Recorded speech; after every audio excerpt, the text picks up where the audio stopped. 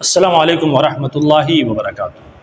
ہمارے ہاں ایک طبقہ سے پایا جاتا ہے، چند لوگ ایسے ہیں کہ جو غیر اللہ سے مدد مانگنے پر ان کی تمام تر توانائی صرف ہو رہی ہے۔ ان کے ہر مجلس میں، ہر تقریر میں غیر اللہ سے مدد مانگنے پر لوگوں کو مطمئن کیا جاتا ہے اور کہا جاتا ہے کہ غیر اللہ سے مدد مانگی جائے، اور بڑے فخر سے کہتے ہیں کہ ہم یا رسول اللہ مدد کہنے والے ہیں، ہم المدد یا غوث اعظم کہنے والے ہیں، ہم یا علی مدد کہنے والے ہیں، فخر کرتے اس پر۔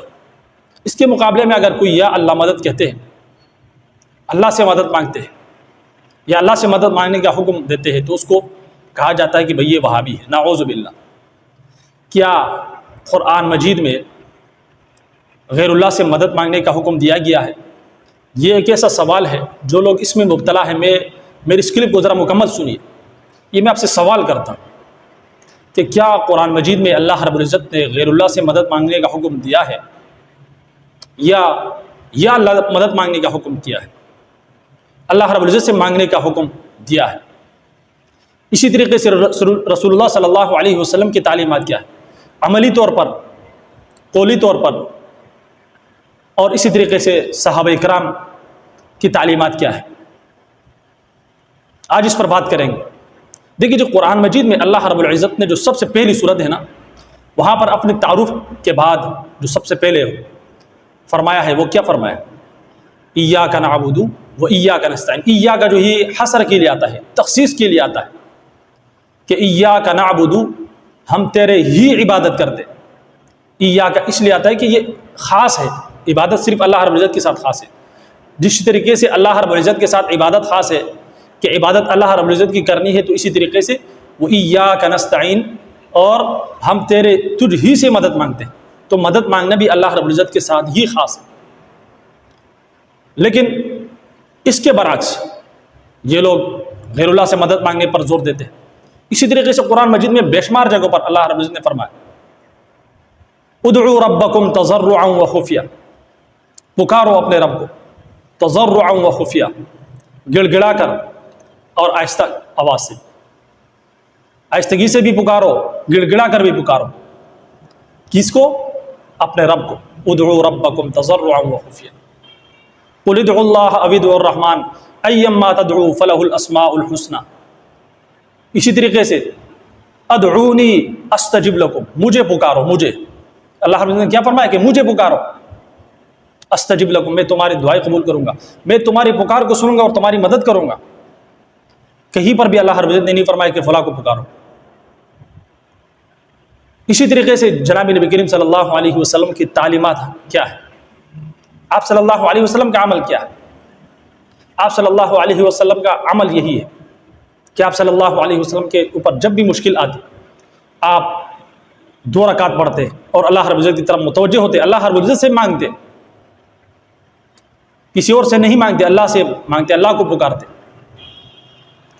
غزوہ بدر کے موقع پر آپ صلی اللہ علیہ وسلم نے اللہ کے سامنے کیا فرمایا کہ اللہ اس مختصر سی جماعت کی حفاظت فرما، اگر یہ لوگ کٹ گئے، ختم ہو گئے، تو قیامت تک آپ کا نام لینے والا کوئی نہیں رہے۔ کس سے فریاد کی؟ اللہ کے سامنے فریاد کی۔ اور اس طریقے سے غزوہ احد کے بعد آپ صلی اللہ علیہ وسلم کے چچا مبارک شہید ہوئے، اس طریقے سے دیگر صحابہ کرام شہید ہوئے، بڑے بڑے اللہ کے ولی شہید ہو گئے۔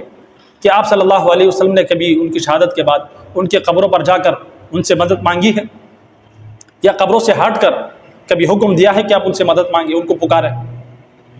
آپ صلی اللہ علیہ وسلم کی تعلیمات سے ہمیں کہیں بھی یہ نہیں ملتا۔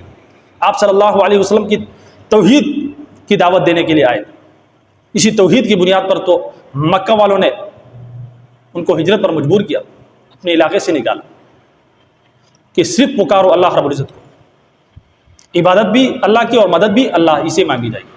اسی وجہ سے اسی کی پاداش میں تو رسول اللہ صلی اللہ علیہ وسلم کو نکالا گیا، اور اسی طریقے سے صحابہ کرام کے بھی یہی عمل رہا ہے کہ جب بھی کوئی مشکل پیش آتی ہے اللہ کی طرف متوجہ ہوتے، اللہ کو پکارتے۔ لیکن افسوس کا مقام یہ ہے کہ یہ لوگ اللہ کو چھوڑ کر غیر اللہ سے مدد مانگنے کے لیے تمام تر توانائی ان کی صرف ہو رہی ہے۔ دن رات ایک کر کے یہ ثابت کرنے کی کوشش کرتے ہیں کہ غیر اللہ کو پکارا جائے، ان سے مدد مانگی جائے۔ بالآخر کیا ملتا ہے آپ کو؟ کیوں قرآن کو چھوڑ کر، رسول اللہ صلی اللہ علیہ وسلم کی تعلیمات کو چھوڑ کر، صحابہ کرام کی تعلیمات کو چھوڑ کر آپ اپنی طرف سے اس قسم کی عقائد گڑھتے ہو کہ جن کا قرآن میں نہ ذکر ہے، نہ حدیث میں ذکر ہے، رسول اللہ صلی اللہ علیہ وسلم کی تعلیمات میں، صحابہ کرام کی تعلیمات میں کوئی دور دور تک کبھی اس کا ذکر نہیں؟ یہ سوچنے کا مقام ہے، ذرا سوچیے اس معاملے میں اور اپنے آخرت کی فکر کیجیے، کیونکہ جس کو کہا جاتا ہے شرک، شرک کے معاملے میں اللہ رب العزت کے ہاں کوئی معافی نہیں ہے۔ ان اللہ لا یغفر ان یشرک بہ ویغفر ما دون ذلک لمن یشاء، کہ بے شک اللہ رب العزت مشرک کو معاف نہیں کریں گے۔ ان اللہ لا یغفر ان یشرک بہ، کہ جو اللہ رب العزت کے ساتھ شریک ٹھہرائے اللہ رب العزت اس کی مغفرت کبھی بھی نہیں فرمائیں گے۔ اس کے علاوہ جتنا بھی بڑا گناہ گار ہو، فاسق و فاجر ہو، لیکن موحد ہے، اللہ کے ساتھ کسی کو شریک نہیں ٹھہراتا، اللہ رب العزت فرماتے ہیں کہ میں اس کو معاف کر دوں گا۔ وَيَغْفِرُ مَا دُونَ ذَلِكَ لِمَن يَشَاءُ، جس کو بھی چاہے معاف کریں گے، لیکن مشرک کی معافی نہیں ہے۔ سوچئے، پھر سوچئے اور اس حوالے سے کمنٹ سیکشن میں بھی اپنی رائے ضرور دیجئے۔ اللہ رب العزت دعا ہے کہ اللہ رب العزت ہم سب کو جناب نبی کریم صلی اللہ علیہ وسلم کی صحیح تعلیمات پر عمل کرنے کی توفیق عطا فرمائے اور ہر قسم کی شرک و بدعات سے ہم سب کی حفاظت فرمائے۔ اجازت دیجئے، السلام علیکم ورحمۃ اللہ وبرکاتہ۔